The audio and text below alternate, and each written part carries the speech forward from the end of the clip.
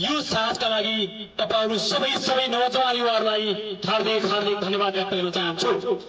म पहिलो कुरा